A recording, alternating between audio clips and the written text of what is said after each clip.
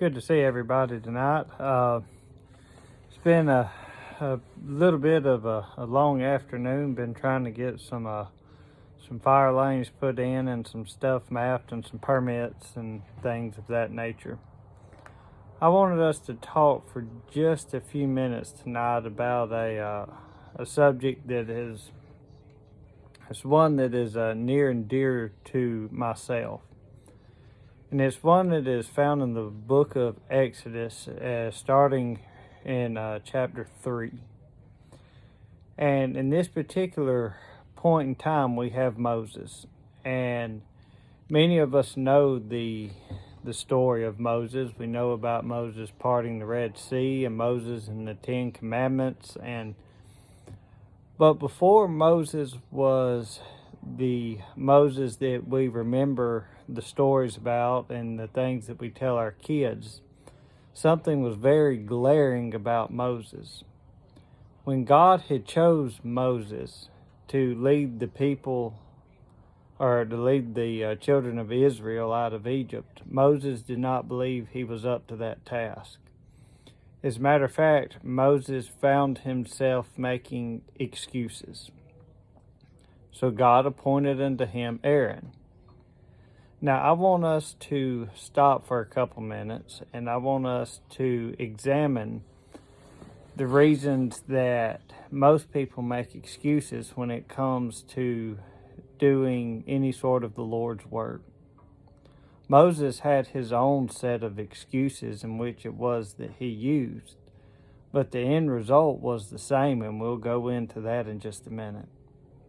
But the first excuse many people think of when they say that they cannot do something is simply they do not believe within themselves that they have the ability to do something.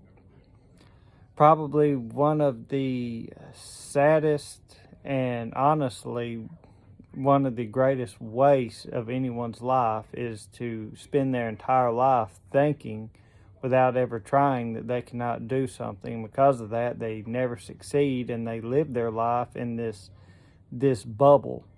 You see, Moses' problem was Moses, why he had lived a life of really great influence as a child.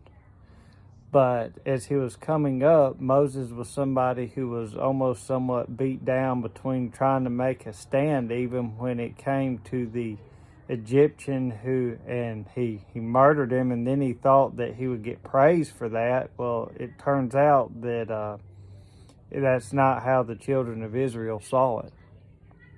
The next thing we find about Moses is not just that Moses didn't really believe in himself, but Moses was really good at trying to make excuses. When he goes and says that he was not eloquent or he was not able to talk, I think a lot of times people wind up talking themselves out of situations. And they say, well, it's really not something that I can do. As many of you know, that I've been called several different things when it comes to, I guess people could say, my style of talking or my style of preaching. People say that I talk slow. I've heard that many different times. I've heard people say that some people say that they can relate to me, and some people say that they just can't stand the way that I talk. But the reality is I use the gifts that God's given me to be able to try my best, at least, to try to make sure that His kingdom goes further from where we're at. Too many times today, people look at the gifts that God's given them and they find themselves trying to hide them away. Like the parable of the talents with the 5-talent man, the 2-talent man, and the 1-talent man. The one that God was mad at was the one that hid that talent away. But the next thing I want us to look at was God's response to Moses. God told Moses, number one, He appointed him Aaron, but He told Moses, who made your mouth? What was God saying to Moses? He said, you're giving me all of these excuses, but I made you, and I know what you're capable of, and you're not putting forth the effort. Too many times today when it comes to the church, people forget that the very God that we serve knows our abilities. He knows the things that we struggle with. He knows the things that we could be extremely good at if we would just take the time to try to exercise those talents. So as we go through the rest of our week, I want us to try to take a little bit of time and start trying to hone the talents that each and every one of us have for the kingdom of God. For James says, your life is but a vapor. You're here for a while and then vanish away.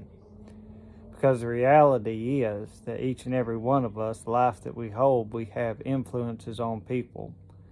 And they're going to see whether we're trying to make excuses when it comes to doing things for the Lord's work or trying to make the best of what we got. God bless, and I hope each and every one of you have an absolutely wonderful day, and I can't wait to see you all Sunday. Thanks.